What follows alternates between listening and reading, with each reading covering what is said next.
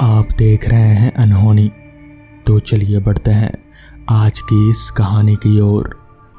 एक घर था सफ़ेद रंग का, उसके पीछे एक खिड़की थी और नीचे कुछ झाड़ियाँ, जिसको देखकर लगता था कि उसके अंदर से कोई झांक रहा है। कभी उसकी आंखें तिरछी दिखती थी तो कभी गोल घूमती, जबकि उस जगह तो कई सालों से एक परिंदा भी नहीं गया, इंसान तो दूर की बात है। फिर उधर से आखिर अंदर की ओर ऐसा क्या है जो देखता है, ये नहीं पता चला कि वो कौन सा रहस्य है जो उसके अंदर ही मौजूद है। होता ये था कि दिन के समय सब कुछ सामान्य रहता, पर उस जगह के गड्ढे देखने में बड़े ही डरावने दिखते थे, दिन में भी और फिर अक्सर रात में ही किसी के अंदर से बाहर की तरफ देखती निगाहें महसूस होती। जब भी उधर से कोई गुजरता था तो कभी कभी ऐसा आभास होता था कि जैसे कोई उसे देख रहा हो, और जब पलटकर उधर देखता, उस गतिविधि को समझने की कोशिश करता तो वो एक वहम मात्र सा लगता। ऐसा किसी एक दो इंसान के साथ नहीं हुआ था, बल्कि जो भी उधर से रात के समय जाता था तो उसकी वही शिकायत होती थी कि किसी की नज़र उस पर पड़ती है जब भी वो उस घर की तरफ से जाता है। ये तो एक अलग ही तरह की घटना थी, पर उस दिन तो कुछ अजीब सी हरकत हो गई। जब एक किसान हमेशा उस घर के पास से गुजरता था तो वो हमेशा उन आँखों को महसूस किया करता था। पर उस दिन जब रात में वो अपने घर के लिए जा रहा था तो उसकी नज़र उस गोल आकृति के बनी खिड़की पर पड़ी। तो उसने ध्यान से उसे देखा तो ऐसा लगा जैसे कोई हाथ का पंजा बाहर आया और एक ही झटके में अंदर की तरफ चला गया। अंधेरे में ठीक से दिखाई तो नहीं दिया, पर जब उसने उसे देखने के लिए उस जगह से थोड़ी दूरी पर खड़ा हुआ तो वही हरकत दोबारा हुई, और ऐसा लगा जैसे कोई हाथ निकालकर उस खिड़की के नीचे लगे पेड़ को हिलाया हो और तुरंत अंदर की तरफ कर लिया हो। उस किसान ने इस बार उस हाथ को देखा था। वो पीले रंग का था, जैसे किसी जानवर का हो, और उसके हाथ पर कटे फटे निशान थे जिनमें खून के थक्के जमे हुए थे। इस बार तो उस किसान ने तय किया कि शायद कोई इंसान ही है जो इस तरह की हरकतें करके सबको डराने का काम करता है, या फिर कोई पागल है, देखा जाए। ये सोचकर वो आगे बढ़ा और उस खिड़की पर अपने दोनों हाथों को रख उसके बाद अंदर देखने की कोशिश करने लगा। अंदर चारों तरफ अंधेरा था, उसके अलावा कुछ भी दिखाई नहीं दे रहा था। इतना अंधेरा कि आंख खोलकर भी ऐसा लगता था कि आंखों की रोशनी चली गई हो। उसे कुछ दिखाई तो नहीं दे रहा था, तो सोचा कल सुबह आकर इस मुद्दे को समझने की कोशिश करूंगा, और अपने सिर को बाहर की तरफ निकाल ही रहा था। उतने में ही नीचे से दो हाथ आकर कस के गले को दबोचा। मुंह से चीख भी नहीं निकल पाई, इतनी मजबूती से गले का हर नस दबा हुआ था। बाहर हाथ पैर हिलने लगे और वो खुद को उस जगह से निकालने और उन दोनों हाथों को अपने गले से आज़ाद कराने की कोशिश करने लगा। उस खिड़की की ऊंचाई काफ़ी ऊपर थी, जिससे उसके पैर ज़मीन पर ज़्यादा हो गए। हवा में ही उसके हाथ पैर लहराते जा रहे थे। खुद को उन हाथों की मजबूत पकड़ से वो अलग नहीं कर पा रहा था। कुछ ही देर तक छटपटाता रहा, फिर धीरे धीरे उसकी आंखें बंद हो गई और वो जो कोई भी अदृश्य मानव या कोई अदृश्य शक्ति थी, उसने उस लाश किसान को अंदर खिड़की से घसीटता चला गया। उसके बाद वो किसान कभी किसी को नहीं दिखा और ना ही उसकी लाश मिली। तो दोस्तों, ये थी आज की कहानी। दोपहर का खाना पीना खाने के बाद मैंने अपने चचेरे भाई राहुल से कहा, राहुल चल आज कहीं से घूम कर आते हैं। जिस पर राहुल ने कहा, वो तो ठीक है, मगर जाएंगे कहाँ? इस पर मैंने कहा, चल आज मूवी की नाइट शो देख कर आते हैं। इस पर राहुल भी तैयार हो गया। जिसके बाद ठीक शाम के 7 बजे हम लोग अपने घर से निकले, क्योंकि शो टाइम 9 से 12 का था, तो हमें 9 बजे से पहले सिनेमा हॉल पहुंच जाना था। हमारे घर से सिनेमा हॉल करीब 1 घंटे की दूरी पर था, तो अभी हमें काफी देर साइकिल चलाना पड़ेगा। अभी हम आगे बढ़ ही रहे थे कि तभी हमें रास्ते के किनारे एक पेड़ के नीचे एक बूढ़ा आदमी बैठा हुआ दिखा, जो इशारे में हमसे हाथ बढ़ाकर कुछ मांग रहा था।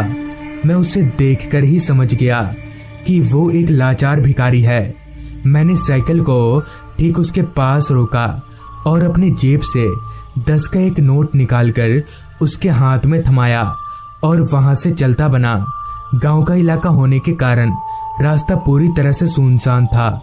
रास्ते के किनारे लगे स्ट्रीट लाइट आधे तो जल रहे थे, पर आधे खराब थे। खैर, काफी देर साइकिल चलाने के बाद हम लोग सिनेमा हॉल के पास पहुंचे तो वक्त हो रहा था रात के 8:45 बजे का।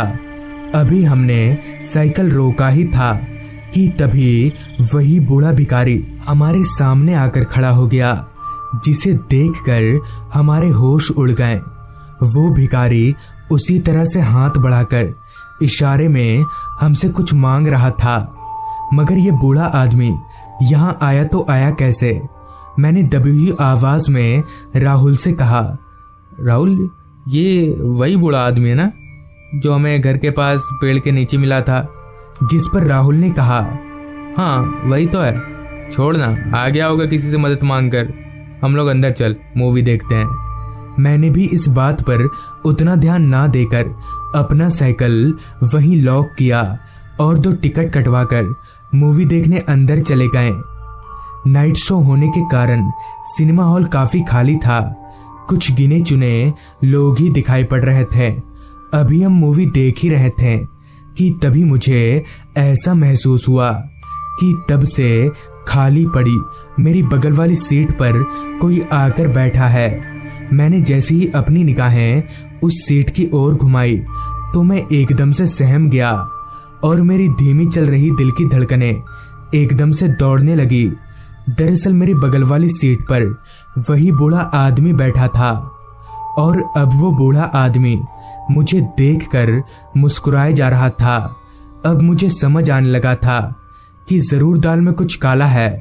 मैं झट से राहुल की तरफ मुड़ा और उसे उस बूढ़े आदमी को दिखाने के लिए उस सीट की तरफ मुड़ा तो अब वो बूढ़ा आदमी वहां से गायब हो चुका था।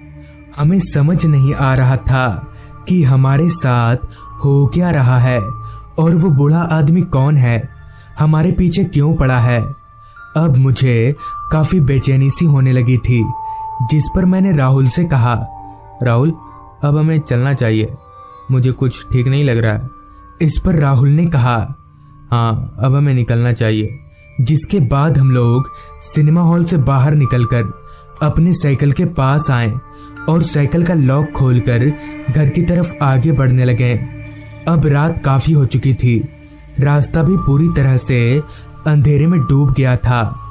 चांद की भी हल्की रोशनी रास्ते पर नहीं आ रही थी, जिस कारण मैंने जब आसमान की ओर देखा तो मुझे ना तो आसमान पर चांद दिखा और ना ही तारा।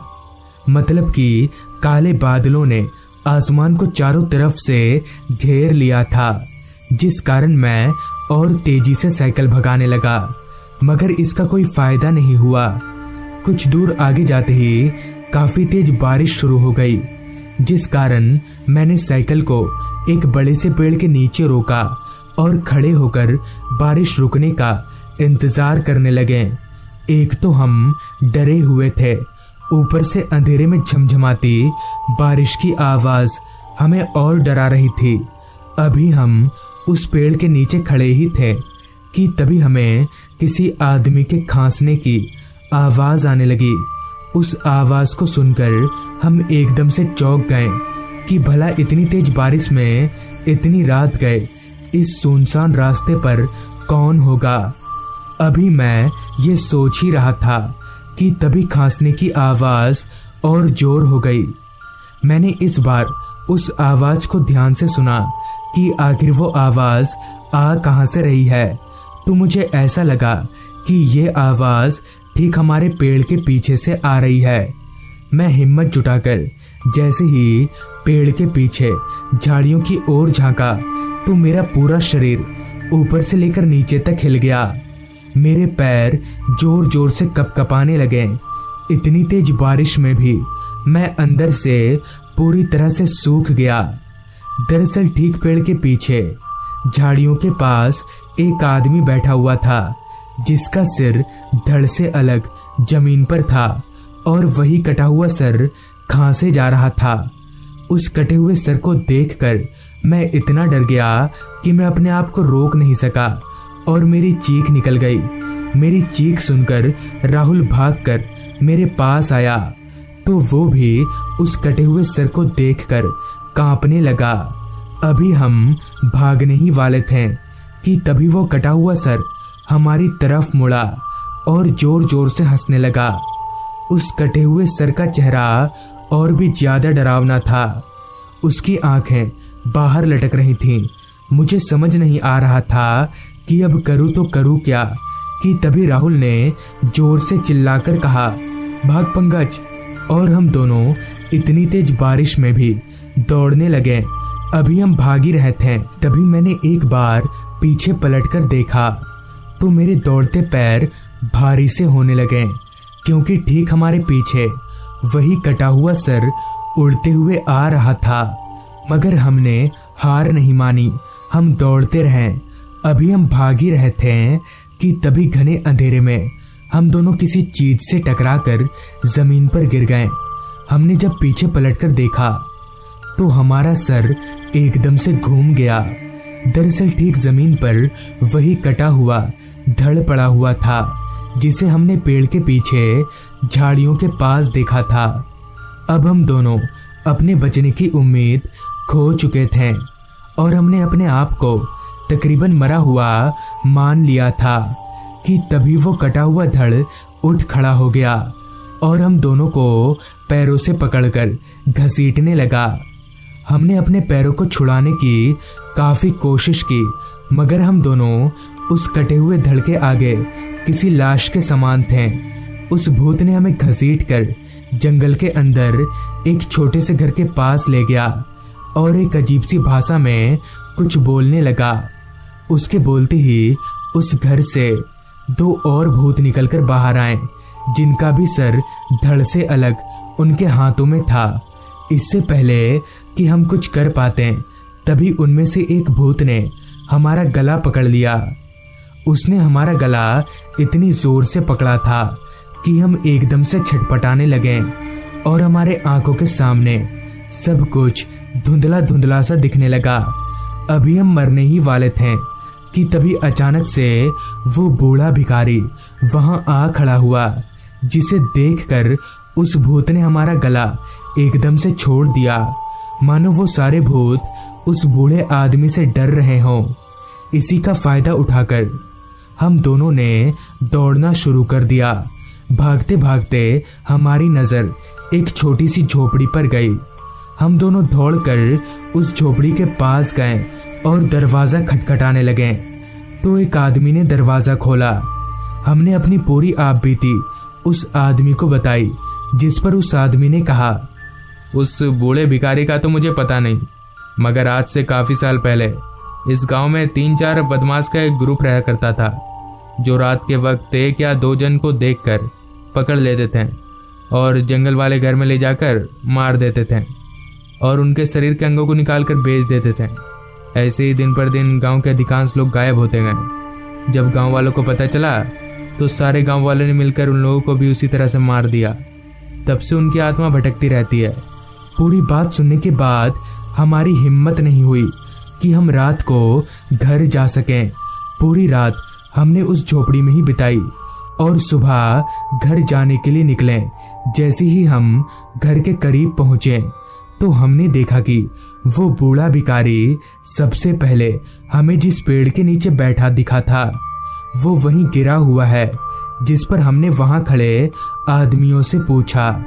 तब उन्होंने बताया कि कल सुबह से ही एक बूढ़ा भिखारी इस पेड़ के नीचे बैठा हुआ था और ठीक रात के 8 बजे ये पेड़ उसके सर पर ही गिर गया, जिससे उसकी तुरंत ही मौत हो गई और उसकी डेथ बॉडी यहीं पर पड़ी हुई है। हम भागकर उस डेथ बॉडी के पास गए तो हमने जो देखा उसे मैं आज तक भूल नहीं पाया। वो बूढ़ा भिखारी वहीं पर मरकर पड़ा हुआ था और उसने अपने हाथों में वही 10 रुपए को कसकर पकड़ रखा था जिसे कल शाम 7 बजे मैंने उसे दिया था। तो दोस्तों, ये थी आज की कहानी। एक लंबे अरसे के बाद मैं अपने गांव पहुंचा तो मेरी सारी परेशानियां और थकान जैसे पलों में ही गायब सी हो गई। गांव का वातावरण ही कुछ ऐसा होता है कि इंसान अपनी सारी परेशानियों को भूलकर एकदम से खुश हो जाता है। मेरे साथ भी कुछ ऐसा ही हुआ, मगर मुझे कहाँ पता था कि जब इंसान की जिंदगी में खुशी आती है तो साथ ही साथ गम भी दरवाजे पर ही होती है। शाम का समय था। हम सारे घर वाले छत पर बैठकर चाय पानी पी रहे थे। चूंकि मौसम गर्मी का था तो हम लोग छत पर ठंडी हवाओं का लुत्फ उठा रहे थे। इसी दौरान हमारे बीच तय हुआ कि आज रात कौन कहाँ सोएगा, जिसके मुताबिक मैंने ये तय किया कि मैं आज रात छत पर सोऊंगा। मगर पता नहीं क्यों मेरे इस विचार से पापा जरा परेशान से लग रहे थे। उनके चेहरे पर एक अलग सा डर नजर आ रहा था। खैर, चाय पानी हो जाने के बाद पापा ने मुझसे कहा, बेटा क्या जरूरत है छत पर सोने की, तुम हमारे कमरे में सो जाना। तो इस पर मैंने कहा, अरे पापा कुछ नहीं होगा, मैं आराम से सो जाऊंगा छत पर। हालांकि पापा नहीं मान रहे थे, मगर किसी तरह जिद करके मैंने उन्हें मना ही लिया और रात का खाना पीना हो जाने के बाद मैं अपना बिस्तर लेकर छत पर पहुंच गया। गर्मी के मौसम में चल रही ठंडी ठंडी हवाएं शरीर को काफी सुकून दे रही थी। खैर, मैंने फटाफट से अपना बिस्तर बिछाया और आराम से लेट गया। हमारा घर जिस जगह पर था वहां आसपास और कोई दूसरा घर नहीं था। बस हमारे घर के पीछे की तरफ एक शमशान था।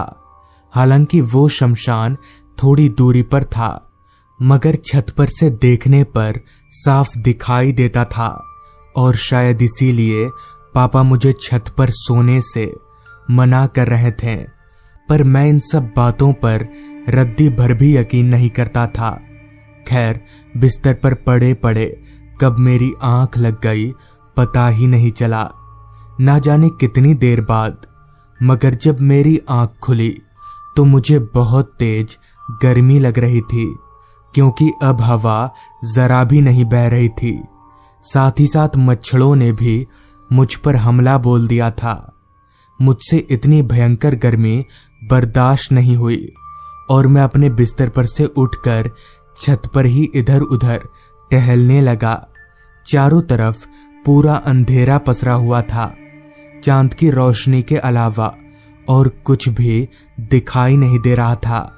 अभी मैं इधर उधर टहल ही रहा था कि तभी मैं टहलते टहलते छत के पीछे की तरफ गया, यानी जिधर शमशान था। तो मैं जैसे ही उस तरफ पहुंचा, मैंने देखा कि शमशान घाट में एक रोशनी चमक रही है। हालांकि उस शमशान घाट में रात को भी मुर्दों को जलाया जाता था, पर वो रोशनी किसी चिता के जलने की नहीं थी, बल्कि वो कुछ अलग ही था। मुझे बड़ा अजीब लगा कि भला इतनी रात गए कौन होगा। खैर, मैं उस रोशनी पर से नजर हटाकर इधर उधर देखने लगा, पर पता नहीं क्यों मैं कहीं पर भी अपना ध्यान नहीं लगा पा रहा था। बार बार मेरी नजर उस रोशनी पर ही चली जा रही थी। बहुत ध्यान लगाने पर भी जब मुझे पता नहीं चल पाया कि आखिर वो चीज है क्या, तो मैं वापस अपनी जगह पर जाकर लेट गया। अभी मैं अपनी जगह पर लेटा ही था कि तभी अचानक मुझे ऐसा महसूस होने लगा जैसे कोई छत पर टहल रहा हो, क्योंकि मैं किसी के कदमों की आवाज साफ तौर पर सुन पा रहा था। मैं तुरंत बिस्तर पर से उठकर बैठ गया और चारों तरफ नजर घुमाकर देखने लगा, पर चांद की रोशनी में छत पर मुझे और कोई भी नजर नहीं आ रहा था। पूरा छत एकदम खाली था। मुझे लगा शायद ये मेरे मन का वहम होगा और मैं वापस लेट गया, पर वो आवाज अभी भी मेरे कानों में आए जा रही थी और ऐसी आवाज भी आ रही थी जैसे कोई कुछ बोल रहा हो। मैं चुपचाप आंख बंद करके लेटा रहा, पर ज्यादा देर तक नहीं, क्योंकि कुछ ही देर में मुझे अपने पैरों पर किसी का हाथ महसूस होने लगा, जैसे कोई मेरा पैर पकड़कर मुझे खींच रहा हो। मैं तुरंत उठा और जब सामने की तरफ देखा तो मेरे होश उड़ गए, क्योंकि एक अजीब सा दिखने वाला आदमी मेरे पैरों को पकड़कर खींचे जा रहा था। उस आदमी की आंखें नहीं थी, आंखों की जगह सिर्फ 2 काले काले खड्डे थे। उसके सिर पर 2 सींग निकले हुए थे। मैं समझ गया कि ये कोई इंसान नहीं है, बल्कि ये कुछ और ही है। जिसके बाद मैंने किसी तरह से उस आदमी से अपना पैर छुड़ाया और सीधे नीचे भाग गया। नीचे जाकर मैंने घर वालों को पूरी बात बताई, जिस पर पापा ने बताया कि दरअसल वो एक नर पिशाच था जो उसी शमशान में भटकता रहता है, और जो भी उसे देख लेता है वो पिशाच उसके पीछे पड़ जाता है।